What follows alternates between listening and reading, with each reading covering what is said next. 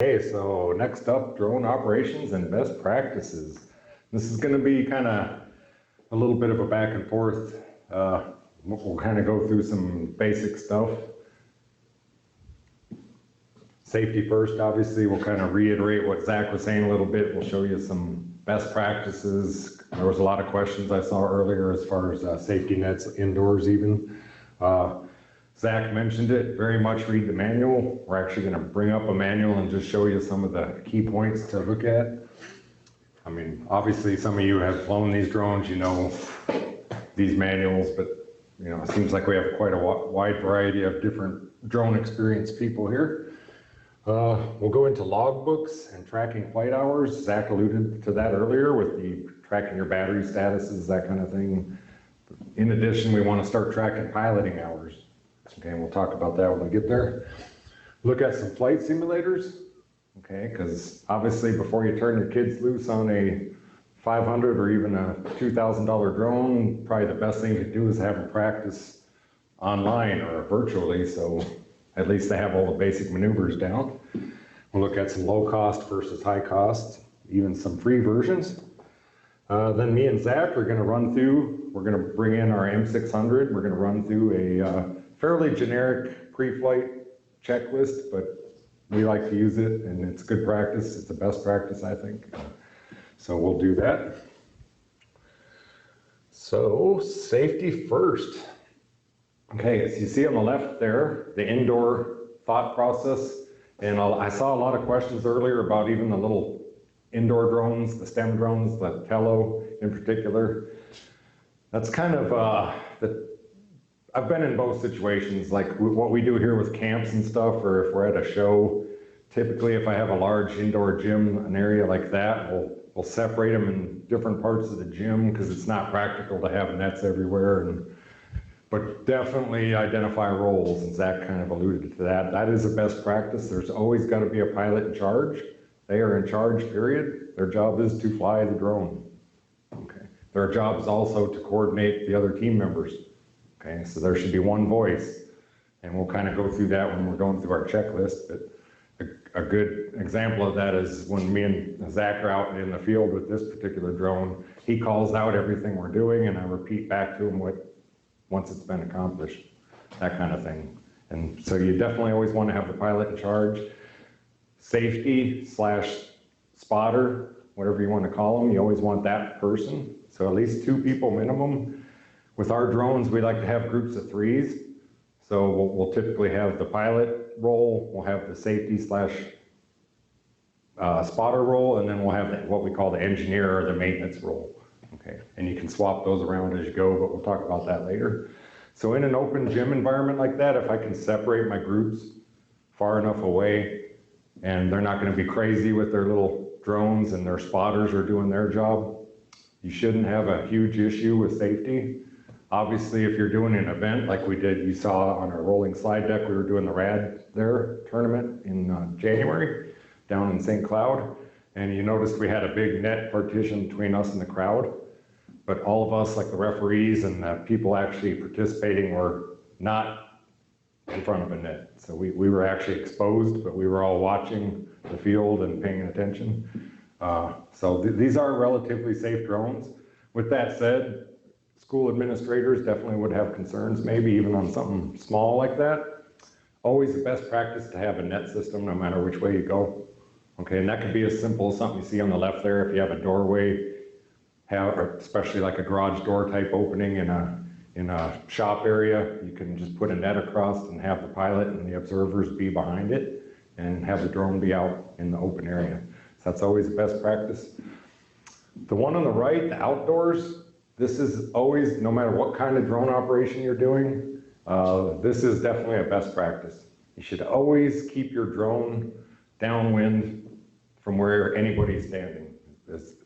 Your spotter, the pilot, whoever, because I know me and Zach have been in the field where we've been pretty close to the drones and it goes up and the wind starts pushing it and it's kind of come close to us a couple times. We definitely haven't always followed that to the best of our abilities, but it is a good rule, keep the drone downwind. Notice their distances they're using for their lines.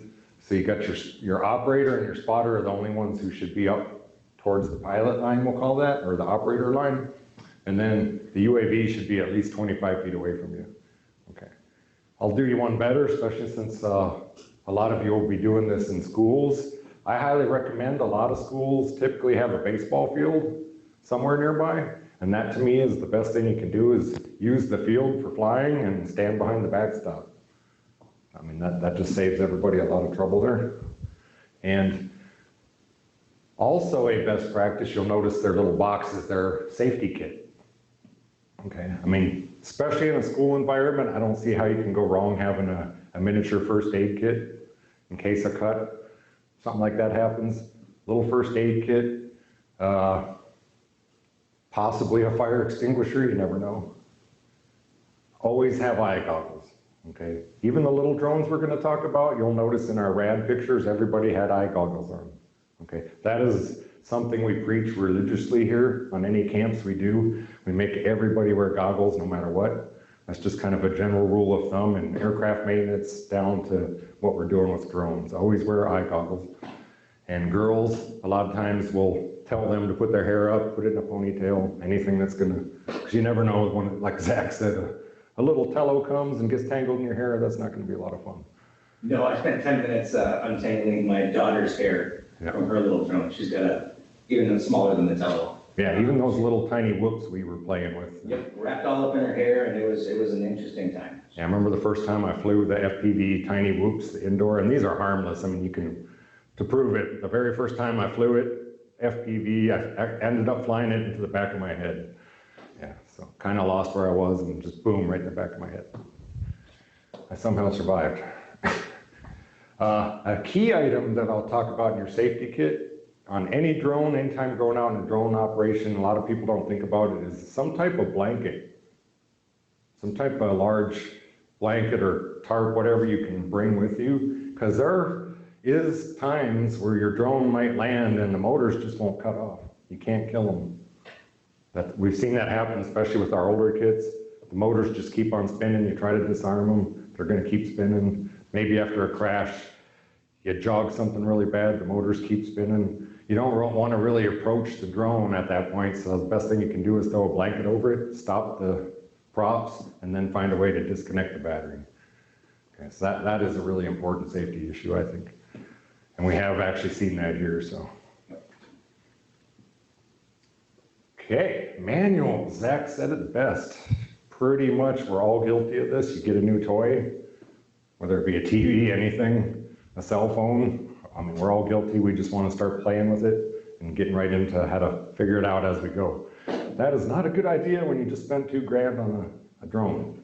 And the more technical minded you are, the more likely you are to skip the manual. And that is proven across any industry, is the more confident you think you are, like he said, the more likely you are to skip what you should be doing. And give you some real life examples, because Zach on the side actually fixes drones in his own little company he has. And we've seen a couple drones come through, and one of my favorite stories is, I forget which county, one of the law enforcement agencies up north of us, they had a drone operator. They were out there using it, doing their stuff, and he lost control, or he lost link, and he hit RTH. Okay, no problem, except his flight altitude was not high enough to clear the nearest tree coming back. So just little things like that. Another good story we had was here in Thief River, we have a big DigiKey project going on, construction project. So we're starting to see a lot of these construction guys like to use the drones to fly up and go over and see what their guys are doing, keep track of them, make sure they're not messing around. It's kind of funny, I think, but it's actually a good use. This guy flies his drone about 50 feet and then he loses connection and the drone crashes. He brings it into us. And we solved the problem in, I think, 2 seconds, because he hands us the controller and his little reflector shield is on backwards. Okay, so he's basically blocking his transmitter signal instead of helping to send it out. So just little things like that. It's all because people don't want to read. That's just the way it is.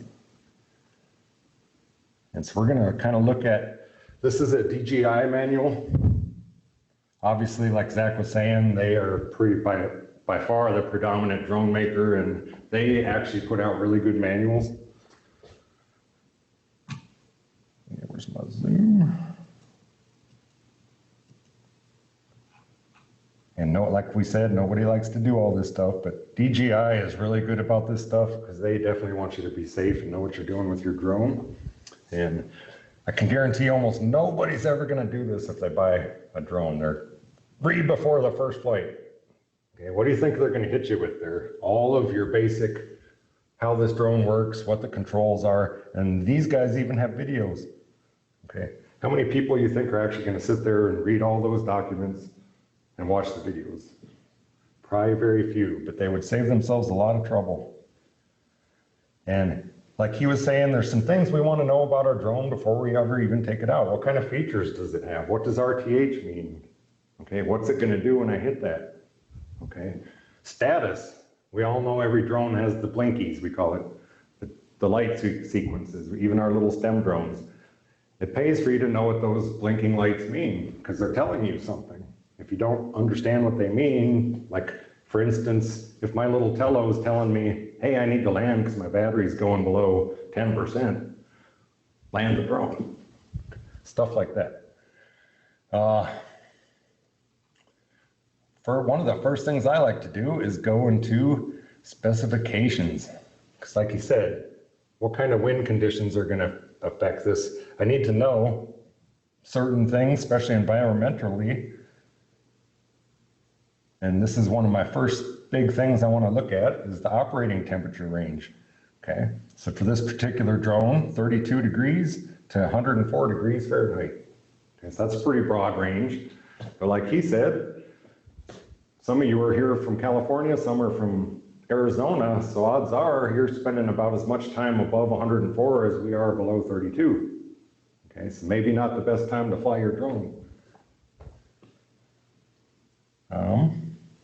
Max flight time, yeah, you always want to know what your battery power is. Okay, so where that comes into play, especially when you're getting into your mapping software, you don't want to send it 5 miles out because there's no way it's getting there and coming back on the one flight.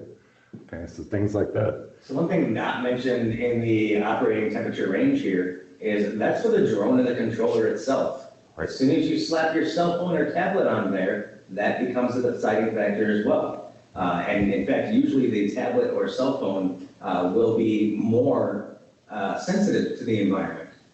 So for instance, I go out, I do projects all the time in December, January, February, but I've actually got to take a chemical heat pack and strap it to the back of my tablet that I use because my tablet freezes up well before the aircraft and the remote controller does. So there's different things like that that'll play an example. When you look at wind, if you're flying out in a 20-mile-an-hour wind, you fly up and you fly out downwind, and it was a nice easy flight, you're going nice and fast, but then you turn around and try and bring it home, and it might not make it all the way home because it's fighting that wind, and it just does not have the power to do that. So your system limitations are a key knowledge area that you should really be familiar with your system. Very good point. And like he said, not just the drone, but the batteries themselves. We've actually run into this, the drone we're going to talk about later. Even though Minnesota, we've had a pretty warm summer this year, we've been out several days where we've been flying for 4 to 5 hours, and the sun starts getting a little hotter. It's maybe only 90 degrees, 85 degrees, but our batteries are starting to tell us we don't want to work anymore. And we've even had a day where the drone decided it didn't want to work anymore because it was just getting too warm. So just because you're within the range doesn't mean you're going to still be able to operate. Other big thing is firmware. Even these little drones that we're going to talk about later, firmware updates. Okay, so you always want to have the most accurate firmware. The good news is most of these drones prompt you to do that no matter what. Okay, so you don't typically have to worry about keeping track of it. You just need to update it when you get the chance. So one quick thing about firmware on it, especially as you get out there on different like social media groups, things like that around UAS, you'll hear a lot of people telling you, don't upgrade your firmware. If it's working fine, don't upgrade your firmware. That's not the best advice out there. I'd certainly upgrade when upgrades come out. However, for my purposes at least, I wait 30 days. After I see that a firmware is released, if it's not a firmware update that will ground me, because some drones will actually not let you take off unless you update, depending on what the update is. But if you're still able to do operations, I give it 30 days because in that first 30 days, usually some bugs are identified and fixed. And so I'll wait just a little bit before doing it, but absolutely keep your firmware up to date. And you may have firmware on your aircraft, your batteries, and your controller that all needs to stay up to date, plus the app being used on the phone. So they all got to match up and be within the same range. So when you do go to update the firmware in your aircraft, make sure you update all those peripherals as well. Good point. And real quickly, just showing you, they typically have their own pre-flight checklist built in to, especially the DJI drones. And it's a lot of common sense type things, but obviously and we're going to go over a more detailed checklist in a little while, but just also calibrations, okay? This drone needs to calibrate the compass, and earlier we were talking about IMUs. One of the bad things about IMUs is their errors tend to compound over time, so they do need periodic calibration. And almost any little drone is capable of having a calibration procedure. You definitely want to do that from time to time, okay, just to make it more accurate. And talking about the blinkies. Oh.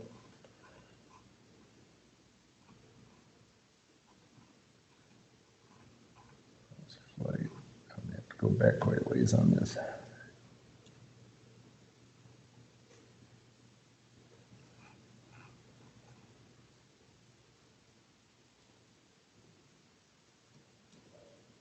Flight status, definitely know what your lights are telling you. Okay, and some of these drones, it gets kind of complicated. They're actually going to talk to you in code, it seems like, with how they flash their lights. But pretty much it's common sense. Any yellow or red light is typically, hey, we got a problem. You always want to typically see green. Return to home function, like we said, make sure you understand what that means for what you're doing. So for us, the good news about northwest Minnesota is we pretty much know our trees are not going to go above 100 feet here because of how cold it is. Okay, so typically when we're out flying in any mission we're doing, our minimum altitude is 100 feet. That's, we know, and if we lose contact, bringing it home, it's going to clear all the obstacles. Okay, so that's something definitely. Make sure you understand where it's going to return to.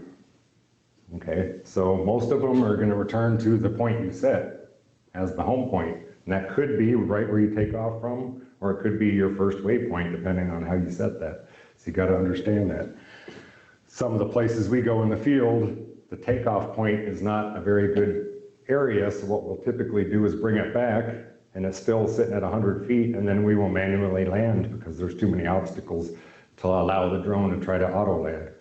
Okay, especially if there's wind.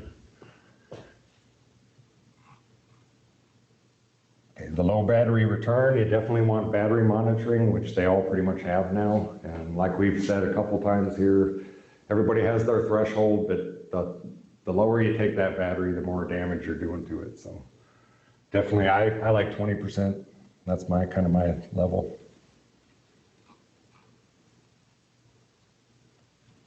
Then pretty much know what your drone can and cannot do. Okay, obviously this is a pretty high quality drone, so it's built to do a lot of cool stuff, follow me functions, all that kind of stuff. You know, depending on what you're gonna do, make sure your area is clear and safe. And it's a lot of times it's just things that you don't think about, you get complacent. We've done it, we've had some near mishaps and been lucky. I mean, it happens to everybody. So it's just really being aware of your surroundings and what your drone can or cannot do. And I think that's about good for the manual. And now let's talk about logbooks. Okay, so correct me if I'm wrong here, Zach, but if I'm out there, I got my Part 107 license, so I'm taking my drone out to fly a field. I'm legal, I'm a legal 107 license holder, okay. Correct me if I'm wrong, but I believe if, and of course we all know this is probably never gonna happen in a million years, but if an FAA person actually came out and saw me flying, they could come up to me and ask me to show my 107 license. They can absolutely ask you to show the 107 license. It's called a ramp check. Yep. And it has happened actually to multiple people in the past. Generally, it has to do with proximity to a FSDO, a flight standards district office. and having that ability to be right there. Where we are, I don't ever see a FISDO just driving around to see if you can see anybody flying a UAS. Another thing is when you get authorizations to fly in more controlled airspace, obviously it's more likely at that point because they know where you're going to be flying. Right. So yes, they have the ability to ask for your license at any time, along with any currency papers. They don't ask for your logbook. It's, as far as I remember right now, they recommend that you do keep a logbook, but it's not in the same place as a manned aircraft logbook as far as the seriousness and need for it.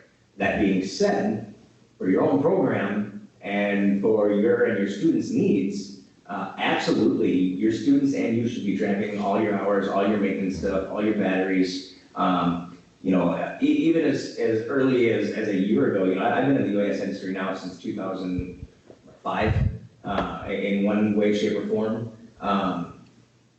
But a lot of folks outside of the requirement for the organization they were flying for, they didn't track hours and things like that. Well, nowadays we're seeing even on job requisitions, so companies out there looking for pilots to fly for them commercially, they are asking for documented hours. So if your students can start building up flight hours at 14, 13, 11, whatever their age is, it can only help them in the future if they document that. Right. And that's a good point, and that's what I was going to bring up with the logbooks. They're never too young. Obviously, if you're giving these to elementary students, they're probably going to lose them or trash them. So I'm thinking in middle school for sure, as kids are getting more hands-on with the more piloting time, a nice cool logbook like this. We got these for I think $10 off Buzz It Safe, and this is a pretty comprehensive logbook here. You can see a kind of a page entry on the screen there, and this is kind of a two-in-one. Most of it's obviously the piloting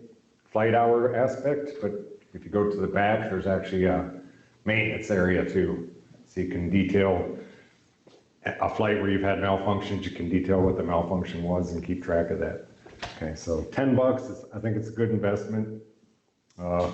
Like Zach said, more and more jobs, they want to know how long you've flown a particular airplane. We just had one of our recent small UAS graduates go over to Skyscopes in Grand Forks, and that was one of the things they wanted to know was how much time do you have on this aircraft, how much on that aircraft. And luckily he had quite a bit of flight time, but yeah, that definitely is not going to hurt you to track your flight hours.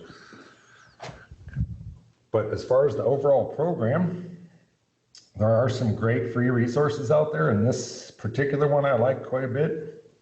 It's free. That is not what I wanted.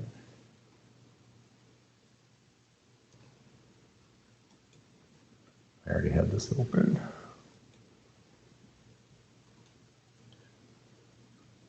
There it is. There's what we were looking for.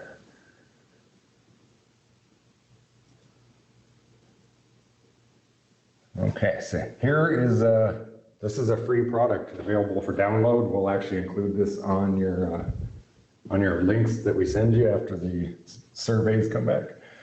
Right here, it's a nice spreadsheet product, and you can even make this yourself pretty easily. Those of you who are really good at Excel, this would not be hard to make at all. You can see what we're doing on the flight stats. I loaded our fleet of 10 minis in here. You can see I haven't gotten around to actually tracking everything yet, but you can track it for year by year, keep a running total of your missions, your hours, your takeoffs, your landings, all that kind of good stuff. It has a separate thing for battery status. So depending on how many batteries you have, you can track all of that information right here. Okay. Of course, we all know this is going to be a pain to keep up with. So it's really a habitual type thing, getting it set up, getting either you or your students very much in the habit of always checking this and updating it as they go. Yeah, so ideally you're gonna have it really, really accessible. Yep. So if you're using a tablet or iPad, whatever it is, cell phone, try and load it directly on there so it kind of makes it a lot easier for the student. There are also other services out there like AirData, especially if you fly DJI aircraft. AirData is a big one that will basically auto import your DJI flight logs into a logbook. I believe there's a subscription involved with AirData. I don't know what it is off the top of my head, but any way you require it, make it simple and easy to use so they get in the habit of using it every time. It is really easy to fall off and stop using it for a while and then try and go back and figuring out flight hours and things like that is just a giant pain. Right. And earlier people were alluding to their administration, insurance and all that. To me, the more of this stuff that you can show how good you're managing your program, the better off you are. It only helps your case, it doesn't hurt it. Flight logs, kind of very generic flight log here. Keep track of your basic flights. Maintenance, this is kind of one where I like. A lot of times we'll be out in the field, we'll have a problem. We'll just kind of quickly fix it and then we'll forget about it. We'll press on, get back to the school. You know, we kind of forgot about it all. But get in the habit of logging that stuff because it might show a trend.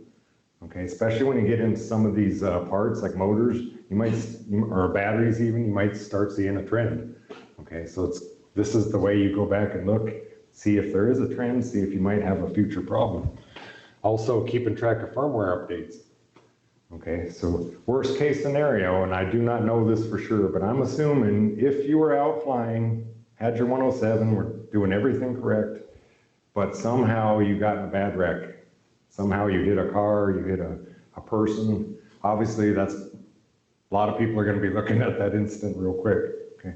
To me, if you can go back and show this kind of documentation, that just makes you, puts you in a much better spot. Kind of like the manned aviation, it's the same principle. If a plane ever goes down, I guarantee you every maintenance person who's ever touched that thing wants to be sure that every entry they've ever put in that flight log is good. Okay, because it's all about CYA when it comes to this stuff. But anyway, this is a nice free product. Even if it doesn't kind of fit exactly what you want, it's fairly easy to make something like this on your own. Like he said, there's definitely some ones you can pay for that'll make it nice and easy for you to manage.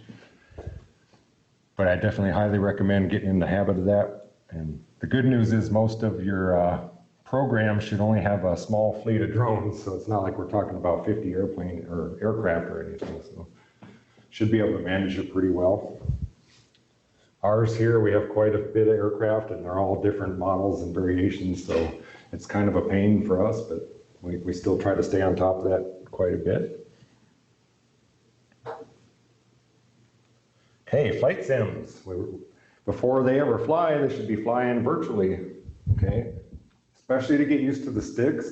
And obviously there's no substitute for the real thing, but some of these flight sims are actually pretty good and you can actually even introduce weather conditions.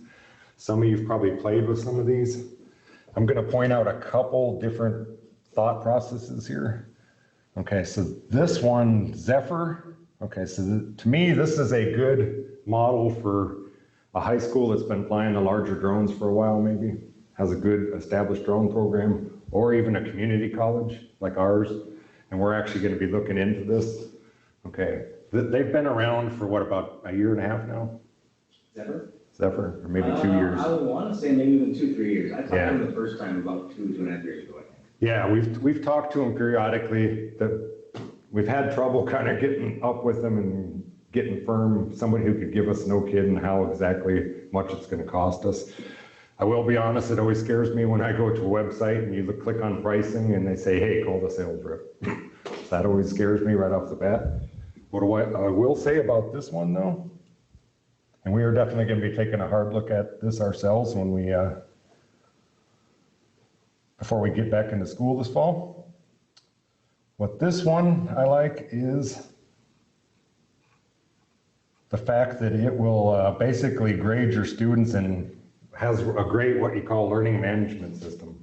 Okay, so now I have a way, because our experience with kids on the flight sims is they like to do everything but what they're supposed to do, or they like to mess around and horse around, and kind of like one I'm going to show you later that has all kinds of different aircraft available. They're supposed to be learning how to fly a quad, and they're flying F-16s every time we turn around. So they're flying, doing everything except what they're supposed to.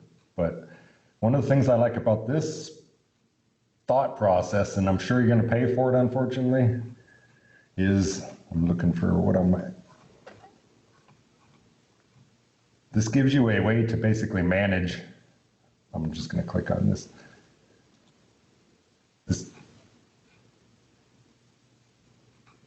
Where's my examples? Oh, there we go. Okay. Learning management, like I said, so you can actually assign modules to students. You can see their class progress, you can see how much time they're spending. And probably my favorite part about this, especially when we're getting into FAA requirements, is this will actually, there it is, huh? Oh, under the FAA laws and recording, so it says that it'll, Oh, here we go. This is what I was looking for. You can get a report on each and every student as they're going through this. And what I really like about this is this software is set up to track their FAA type violations. Okay, so you're harping on their altitudes and stuff like that. They're paying attention to what's around them. You'll notice at the bottom here, it'll give you a report on how they actually did. So this person had no altitude violations, no close calls, but he did have one line of sight violation, going back to what Zach said. Okay, so that's one that you're gonna see the most. So this is kind of a cool, awesome system. Like I said, I think the last time we checked into it, they didn't seem to have a good grasp, at least the person we were talking to didn't seem to have a good grasp of how this would work for an educational institution. The one time I talked to them, they seem to want to always get it down to the student licensing, even though it's an enterprise system. So we are very interested in this because we teach small UAS drone operators, and we're going to definitely be looking at this again and see where they're at now. But, and especially as you look at distance learning, having a flight simulator that actually tracks all this information for a distance learner would be very valuable. Otherwise, you're relying on somebody's word, and then it's really hard to grade stuff like that. Here we can actually pull in some of this information for grades and make sure somebody's ready to go for when they come in for a lab type portion where they're actually flying the aircraft here. And maybe in K-12 that's not as big of a deal. Right. When we're flying smaller drones, not as big of a deal. But some of the equipment that we have here is very expensive. Like I said, you'll see one of our larger drones. It's fairly expensive with a very expensive payload on it, and replacing it would be a much bigger problem than just checking and make sure that they know what they're doing before they take off. okay, so that's a really high-end system. Obviously, like you said, that's a hardcore drone operator program, like to me, more of a 2-year community college type program. Real Flight, this is the one we currently use. Okay, this is very good software, very realistic. It's probably one of the best flight sims that they make. It comes in a handy kit where you get the software and the controller that'll work with it, all for $179 per set. So if your school already has laptops, making sure that it should work with most laptops as far as the operating requirements. Handy way, so if you have $180, you can get a one flight sim setup and you're off and running. You don't necessarily have to buy their controller. It will work with multiple controllers. One thing I'll mention about this, you'll notice this one's a wired controller. So it obviously is not gonna be used to fly drones. Well, if you already have a drone program, odds are you have your own transmitters already. Okay. For instance, we use the Spectrum DXE transmitters. And one thing we found is they make a dongle which plugs into your laptop so it can communicate with your drone, and you actually had to plug it in the back here. We found that the wire would go bad, get messed up as the kids were moving it around. So we went with the wireless dongle, and this works very, very well. We love this setup with Real Flight. So we have 10 of them, so we'll use 10 laptops, have 10 of these set up when we're running our camps. And we'll typically, depending on how many kids we'll have, we'll either rotate where each kid is on a flight sim while the other ones are flying, or we'll put 2 on each flight sim, one's spotting, one's helping out, or one's flying. Multiple ways you can do it. even if you're low budget, just having one flight simulator program is better than nothing, you know, and you can definitely make that work. But I would highly recommend, if you do this, to get the wireless set up.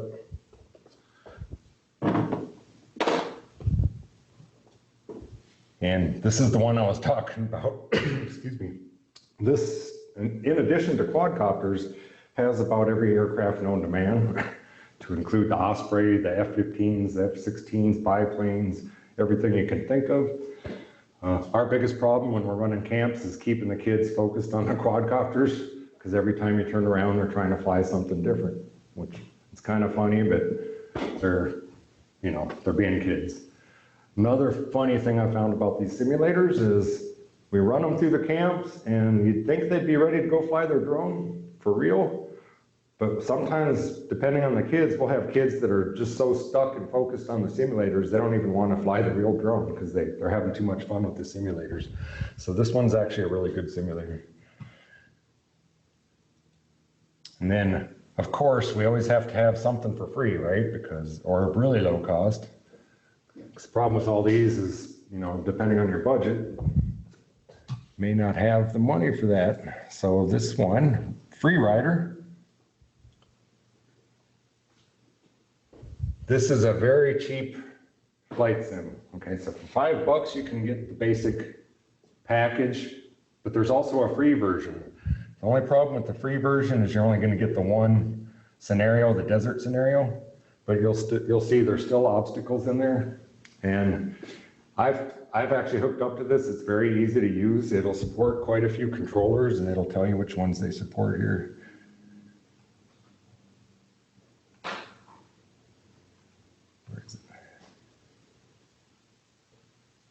Yeah, here we go. So it'll support most of your major controllers, Spectrum, Turnigy.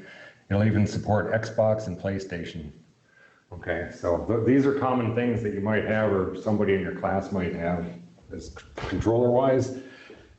It's free. So basically you download this to your PC and you hook up your, they have a manual there. You just hook up your whatever transmitter you're gonna use. I used mine here. It'll have you calibrate your transmitter to make sure your controls are good, and then you're off and running on this thing. It's fairly decent. I mean, it's obviously not as good as real flight, but you know, for the skills, the two piloting skills you're looking for is line of sight and FPV. It'll do both, so you can get the experience of flying first-person view or visual line of sight. And it's to me, a very great low-cost thing to use, free to $5. So hard to go wrong with that. And worst case is a lot of the drones we're going to talk about later, the STEM drones, at a minimum, they can just be right out of the box, be flown with your cell phone. Okay, so as soon as you download the free apps, depending on which Tello or Parrot, you download the free app, you can start flying right away from your cell phone. You go to the Google Play Store, you go to the Apple Store, there are tons of free drone apps. Okay, I have an Android, so I use DRS. And it's basically the same experience flying my DRS simulator as it is flying the Parrot Mambo. Okay.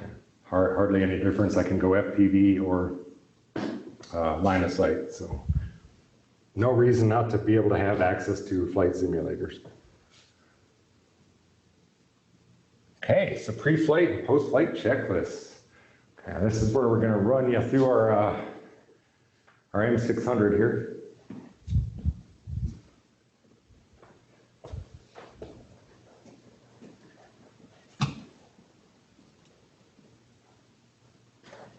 And I'm going to bring up our checklist, and this is again a free checklist available online.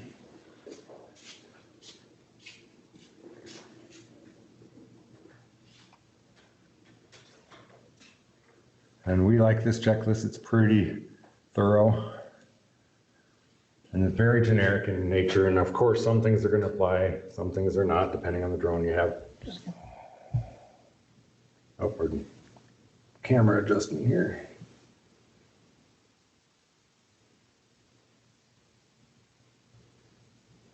So, Now it's following. yeah, it's checking. So we'll stand over here and just come back.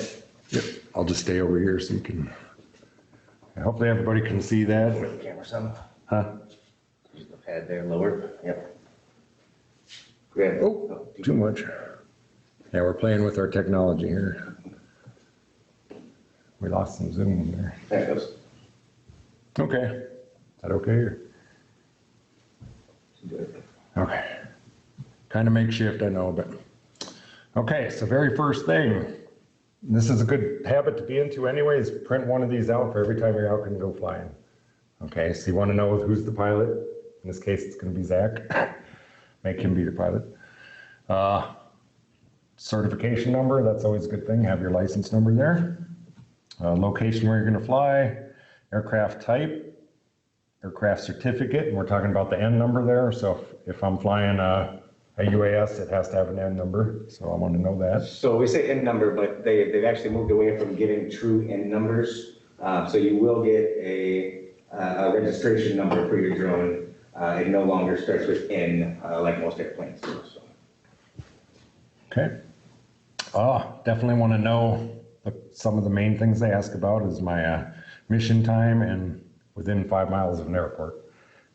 That should not come up for most people because unless you got something specific, there is one time we have to, about once a year, we have to fly within 5 miles of our airport here and we have to get special permission for that. And it's also good with the aircraft type and name. Have students check that as well because that is something that some employers are looking for. Not only that, but the type of sensor that's on it.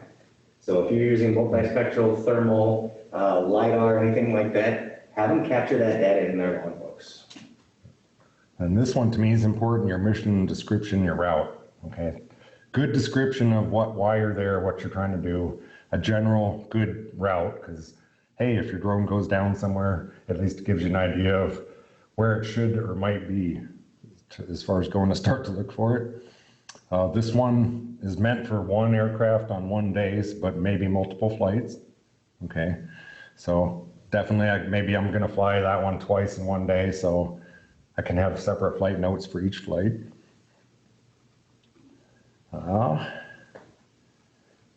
Getting down to the checklist portion, okay. So to me, this is all the stuff that you should be doing before you even walk out the door with your drone, okay? And to me, it's a good checklist to make sure I don't forget something because we've been out there a couple times and oh, we forgot to charge the controller. Oh, we forgot to charge the cell phone. You know, there's always something. This kind of keeps you straight before you go out the door. And it's just check it off as you go. Airport notified, location good, weather. Definitely know my temperature, my wind. Is it going to rain?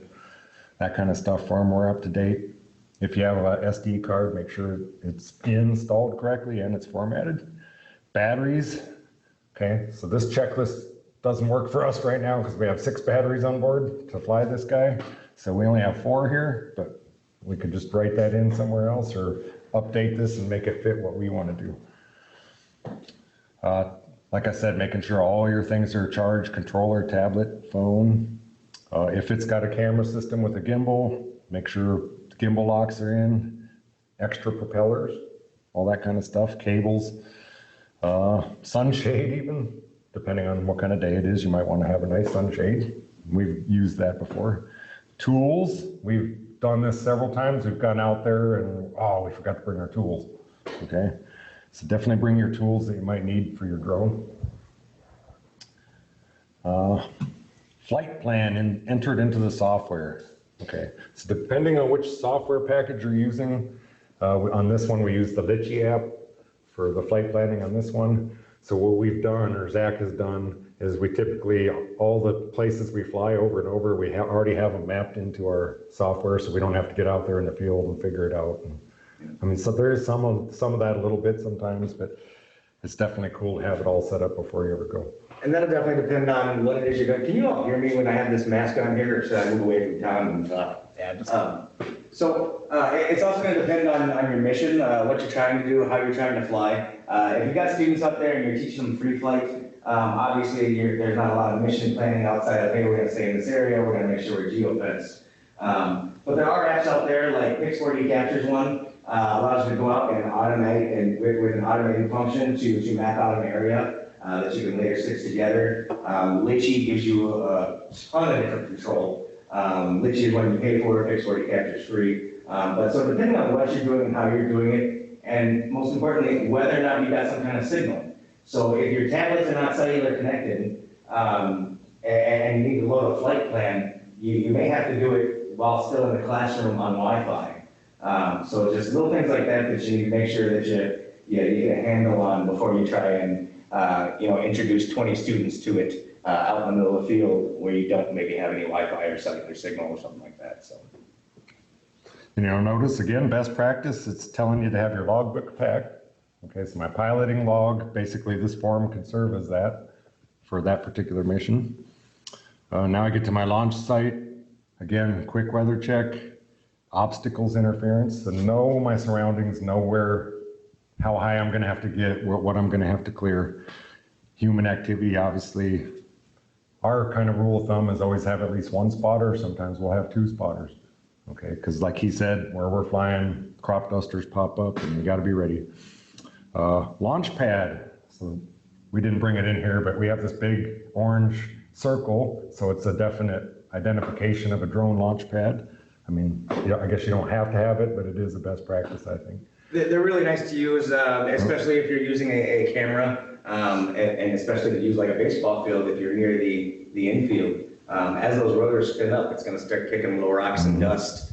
You're going to get that on your lenses. It's going to get your motors, all kinds of stuff. A basic launch pad is an easy way to do. Otherwise, launch from grass, but not too tall grass because you can get grass wrapped in the motors.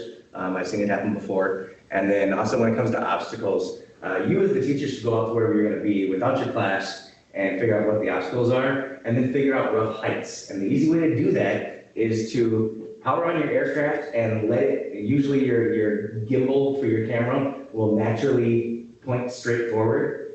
Take your aircraft up near these structures, not too close, and then you can see that when you're even with the top of it through your camera, you can get a rough idea of what height it's at. As Tom was talking about before, with somebody flying low and they hit return to home, well, when you hit return to home, if you're under a certain altitude, the aircraft will automatically adjust altitude upwards, it'll climb upwards, and then start heading home.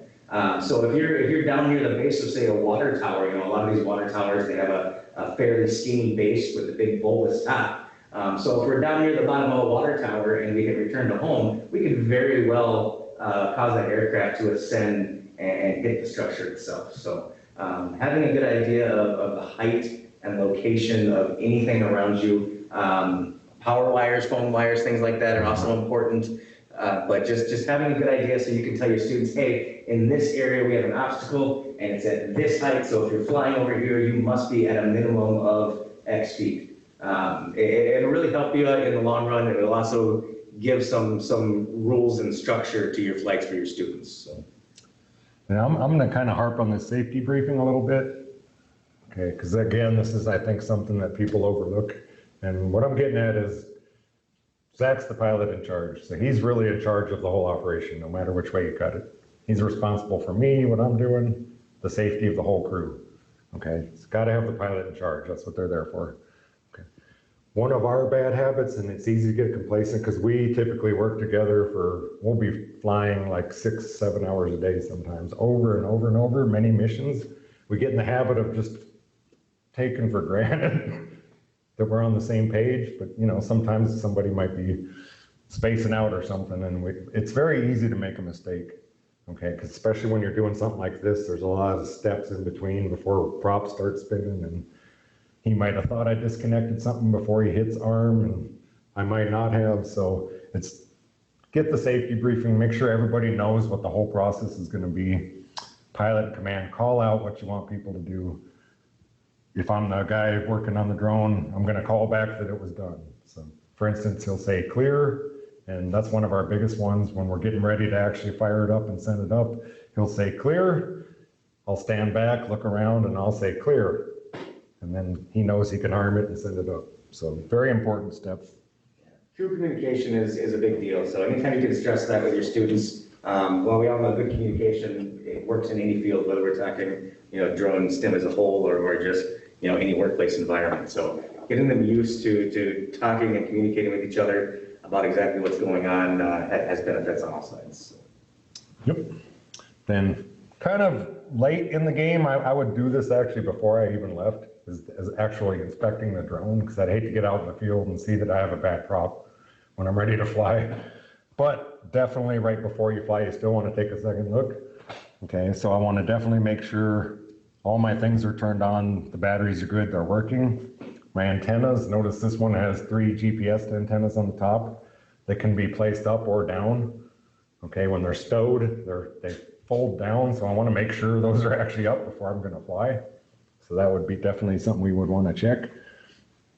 Turning on the aircraft, again, the pilot's going to be running this show, so he's going to tell me, hey, turn on power. I'm going to press the batteries, the power's going to come on. Verify our aircraft, we hear the right beeps and the status lights. Making sure our camera comes level if it has a gimbal. And, oh yeah, I skipped over the quick, that's what I was actually trying to, so airframe landing gear, notice this one has retractable landing gear.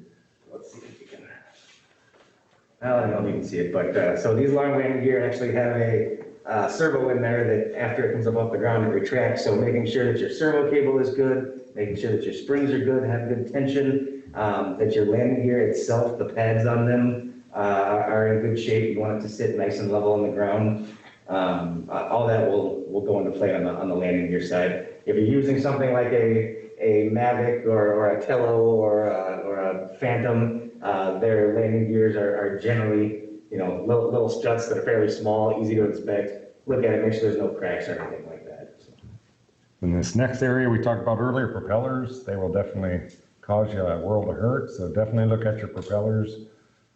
Yeah, and the big thing on the propellers is make sure that you touch it. So when we talk about inspecting our drones, just looking at them really doesn't do the job. You need to actually get tactile with it. You need to touch and feel, shake pieces. But especially on your propellers and particularly on the leading edge, you want to make sure there's no nicks, cuts, cracks, anything like that. Cracks are sometimes hard to see depending on what they're made out of. These ones here are carbon fiber props, plastic props. You can get little cracks relatively easily. At the end of the day, with the cost of the prop versus the cost of the aircraft, you know, it's a no-brainer. I mean, with this setup right here, this setup with the sensor on it is over 100K. And if this falls out of the sky because I didn't spend $100 on propellers, I'm probably never going to hear the end of it from my boss. Yeah, so making sure that you do little things like that will make a difference. Making sure that your motor mounts themselves are nice and tight. Again, give it a little shake, feel it, touch it. Same with any arms that are on it. Run your hands over it. You know, you can sometimes feel, you know, little cracks before you'd actually be able to see it by running your finger across it. Then, of course, always take your camera covers off. We've had several missions where we had nothing but blank RGB pictures, and we noticed that we had left our lens cap on. Yep, when we started with this one, it was we were still fairly new to it at the time, and it was an additional step because it got added on. So, yeah, absolutely, making sure that your lens cover is off. In our case, we were really interested in the LiDAR data itself, and the digital camera data was kind of a bonus. So it wasn't a huge deal for us. But I have seen more than one person either A, don't put in an SD card, they go out, they take what they think is great pictures, they land, and there's not a single picture on there, or not removing the lens cap, not removing the gimbal protection device. It'll usually make it so your gimbal doesn't move. So not only will you not have control of the gimbal in flight, but there's a chance that you can overload your gimbal motor because it's trying to move and not able to. And of course, getting back to our pre-flight, making sure all your stuff is turned on, all your battery levels are good, flight mode, check satellite and compass status, so make sure you're getting your GPS, good GPS fix and your compass. We've talked about this many times, setting your RTH location and height, so know where the return to home location is going to go to and what height it's going to come home at. And one thing with RTH, when you're working inside, working in a gym, anything like that, maybe not so much with the telos and things like that, but anything, you know, Mavic or bigger, you want to do a couple things. One of the things that you do want to do is make sure that it's not in GPS mode, because if GPS comes in and out, you might have some issues. But for your return to home, there's the option to set it to hover. So instead of you hitting return to home and it lifting up and going back to the remote, it will just hover in place. And so that might be best for an indoor environment. If you lose any type of signal, if there's multipathing or interference, having it just hover there might be the safest thing to do. Okay. And of course, now we're totally pre-flighted, we're ready to go, all systems are go. Right before takeoff again, last chance to check if the area is clear, everything's clear. Start the motors. Depending on the drone, like this one, we're typically launching on its own mission profile already, so it's not gonna hover. It will hover briefly, and at that point, we're watching it to see if there's vibrations or anything, but then it'll just go by itself. It's gonna fly its predetermined flight path. Flight controls, make sure they respond, okay? There are times out in the field, we will lose link, but we still maintain it on the tracking software, and you know, we've never really had any issues as far as being able to recover the aircraft and land it as needed. No, and for our missions that work for us, for training students, things like that, you're definitely going to be close enough. I mean, with something this large, we can go out a lot farther and still understand which way it's facing and everything than you could with, say, a Mavic and definitely a Tello or a Mambo. So you shouldn't have those issues as far as losing signal unless you got some kind of interference or maybe even multipathing. So basically, you're telling the drone to do one thing, the signal goes out from the antenna in all directions because they're omnidirectional antennas, and maybe you're in a area that has a lot of metal, so you get a lot of signal bouncing. So maybe it'll get the signals at separate times, if that makes sense to y'all. But anyway, that type of thing would probably be the only reason why you should be able to lose signal. They should never be flying the Tellos and Mambos and stuff like that far enough to lose a signal. And frankly, even with the Mavics, you can get signal far farther than what you're legally allowed per the FAA. So there shouldn't be really too much of a reason to lose signal in that way without some kind of outside interference. Right. Then post-flight, just as important, obviously first thing, remove those batteries. Like you said, you want to give them a chance to cool off well before you get back and try to throw them on the charger. Install your covers, your guards, all that kind of stuff. Here's one that often overlooked: repack your equipment.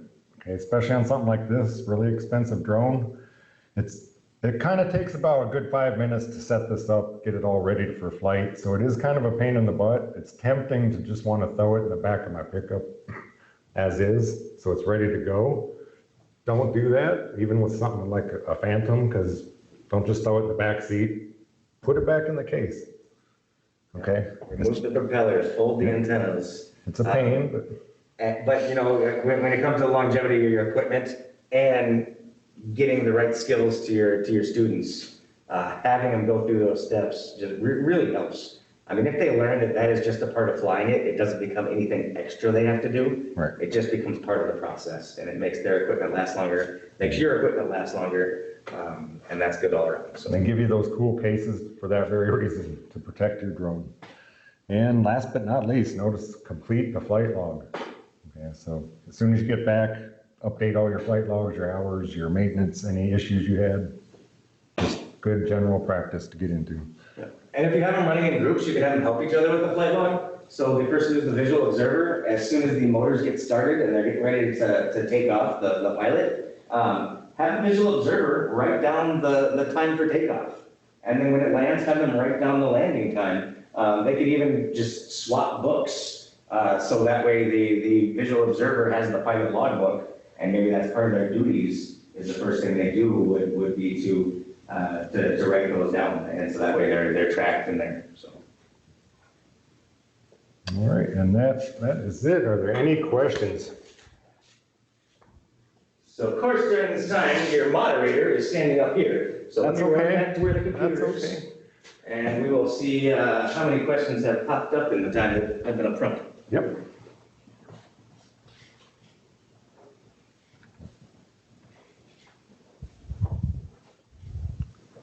All right.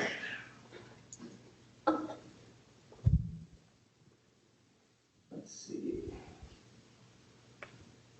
Is there a flight log app that can be loaded to an iPad?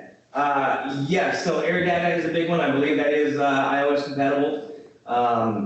Outside of that, you can get Excel on an iPad, last I checked. Yep. Not a big Apple user, but last I checked, you can. And then you can just load the one that we give you, again, after you fill out our survey. Kind of harping on that one a little bit, but once you have that, you can load it up to an iOS device. And if you're any good at Excel at all, you could probably even improve upon this free one, make it fit your own needs better. Absolutely. So next we have, what kind of missions or tasks do we have our students complete? So it really depends on our workshops or summer camps for younger students. We've got a sheet, and do we include that in the resources? What, the mission sheet? Yeah, where they take off, land, bunny hop, figure. Oh, I did not include that. That's more for the learning the kind of the basics of the parallax in particular. So we do have to do some basic flight operations, going around in a circle, but keeping the camera centered on a center point or focused on a center point. You can do the same thing with a circle with something focused on the outside point. Basic box maneuvers, have them come up to eye height and run a box. There is this nice standard out there, and it's by an organization called NIST. And if you just Google NIST drones, they've actually give you an entire set of plans and plans for lanes that you can use for your students. So they can actually get used to the complicated aspect of flying, because honestly, we don't all fly, with GPS assist and everything else.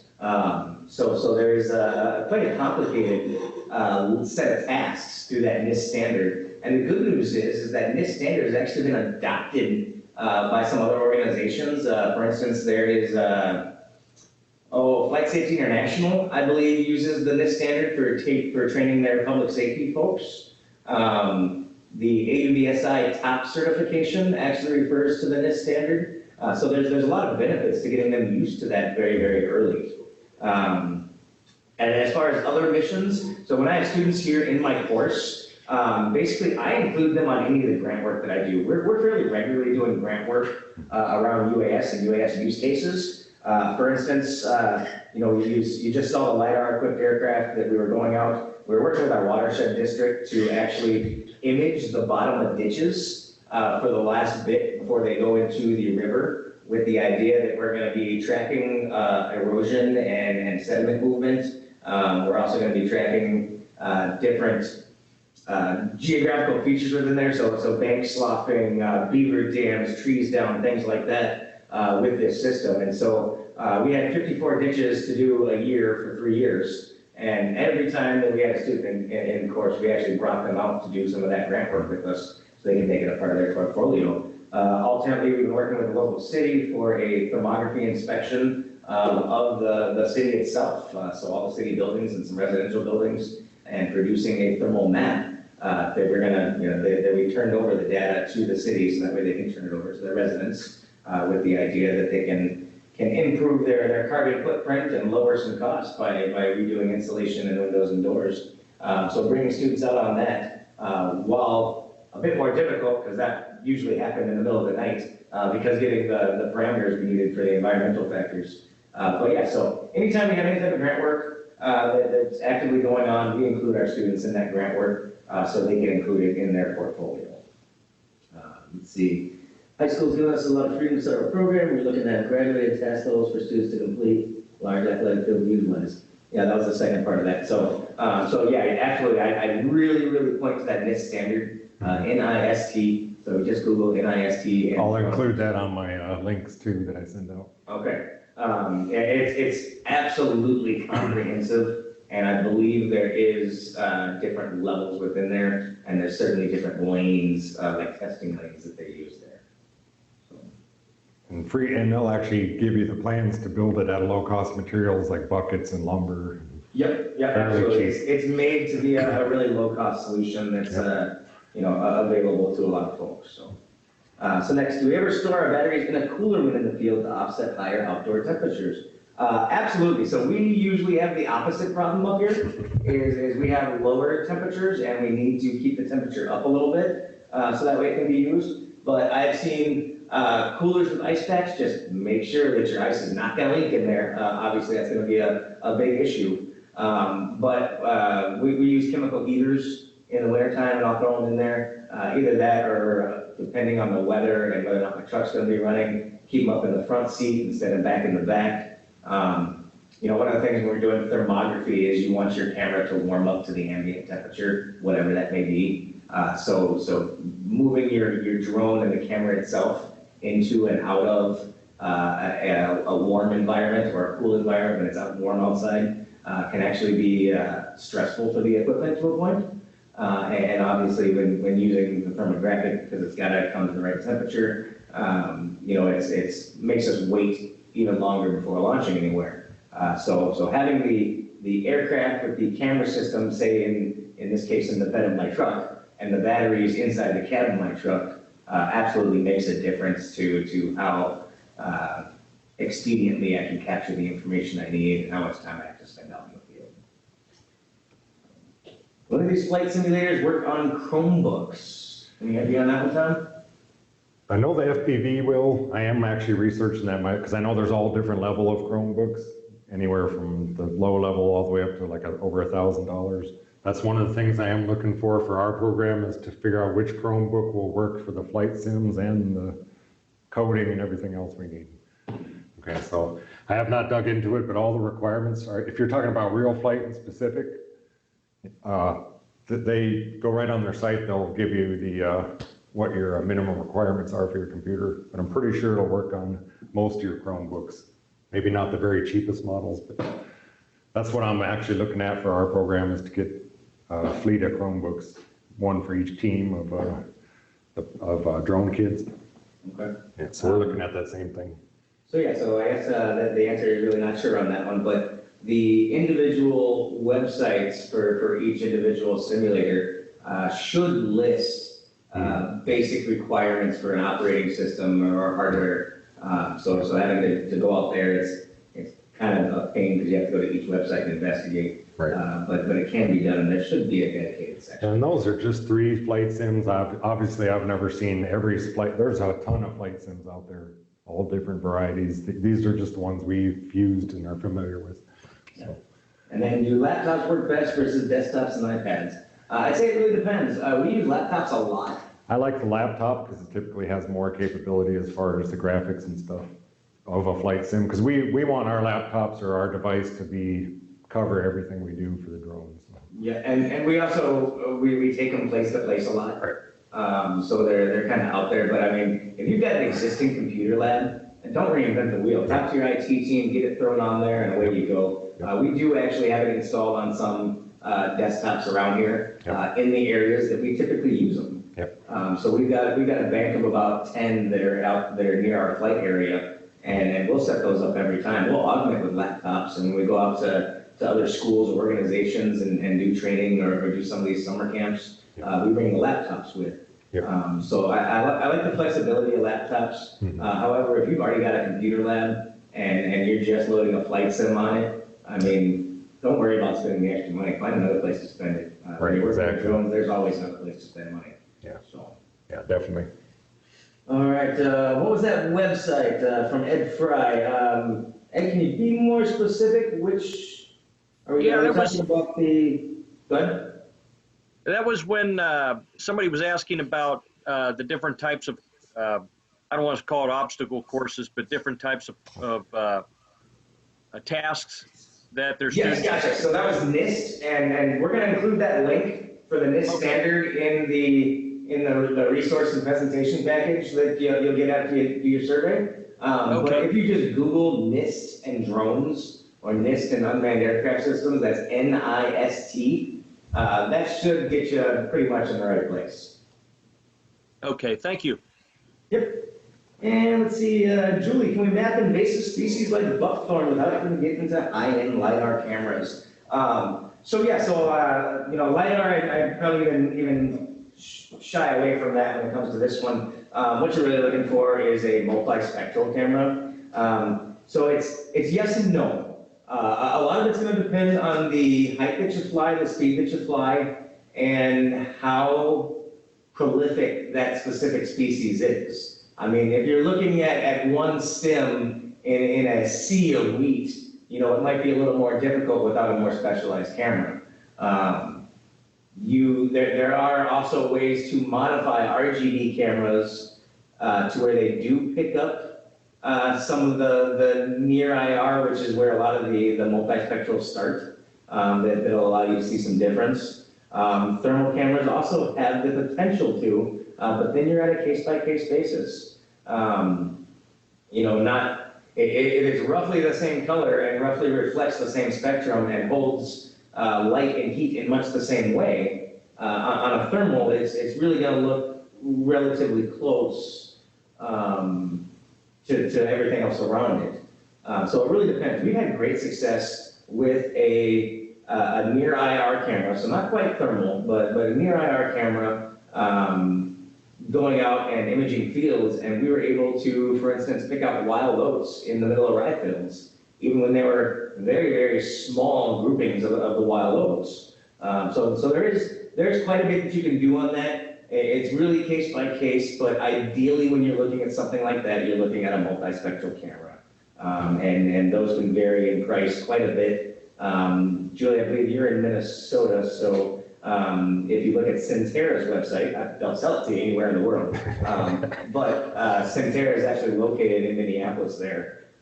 Great group of folks, and they really focus on the multispectral. They've got cameras that have an RGB and a near IR, all the way up to a camera with 4 or 8 different sensors on it, including thermal and then red edge and blue and green. And all those give you slightly different information depending on what your goal is and what kind of vegetation you're working with. And our DRONETECH 2 workshop actually goes into a lot of that also.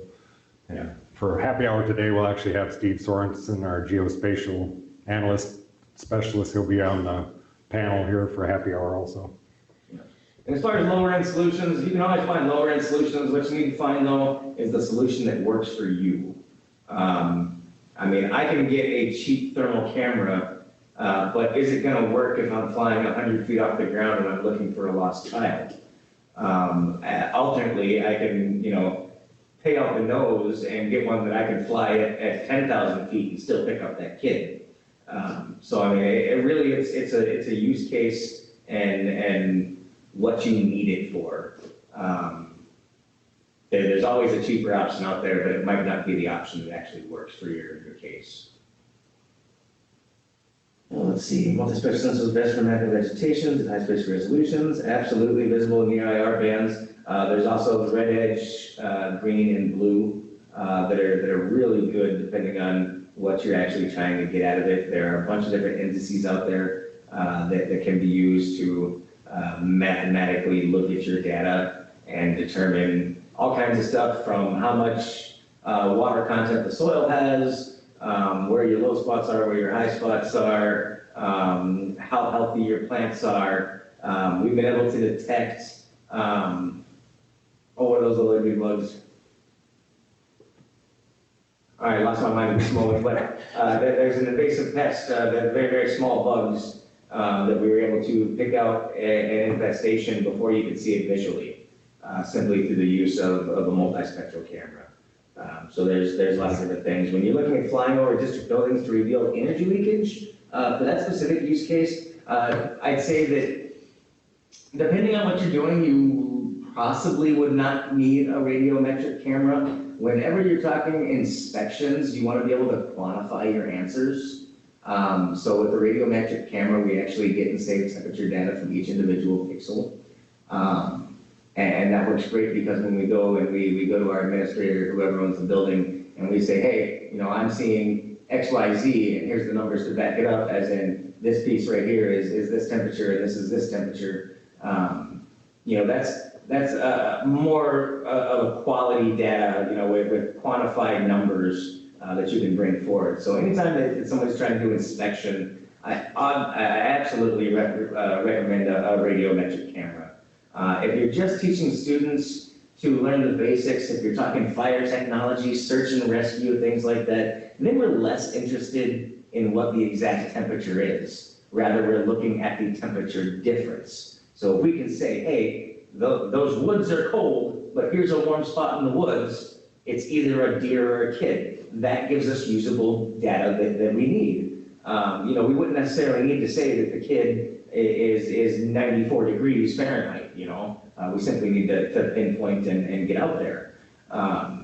So it's, again, it goes back to the use case and what you're trying to do. We can certainly have a conversation offline and get a little deeper into the thermography and what to expect, either A, during our happy hour, or B, shoot me an email, and then we can definitely talk about that. I definitely like to talk to you about the trailer idea too. So. And kind of to piggyback on that, that's one of the huge things we want to see in our surveys is interest areas, like for instance, thermography. If we have a high interest in that area, part of Drone Tech is to not only run these basic educator workshops, but to expand out maybe week-long seminars where we bring in subject matter experts and talk specifically about some of the technologies like that, so that those are in our future plans to hold workshops like that. Absolutely, and then multispectral and thermal are definitely two of them that we want to do that with. I had the absolute pleasure to get level 1 certified for thermography here recently, and even though I've been working with thermal data for over 3 years, I totally opened my eyes in a lot of ways, and could have saved myself quite a bit of time out in the field in other ways. So.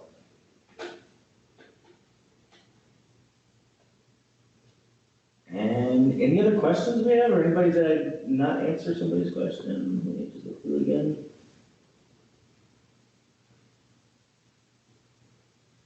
Oh, hold on. A high school, one middle school, and an elementary are within 5 miles of Lake Elmo Airport. Will this be a problem for us? Again, Julie, reach out and we'll talk specifics for your specific situation. I'll go through and check it on the sectionals and let you know exactly where you stand there. And it looks like that is it for questions on this section. All righty. You want to do a 5 or 10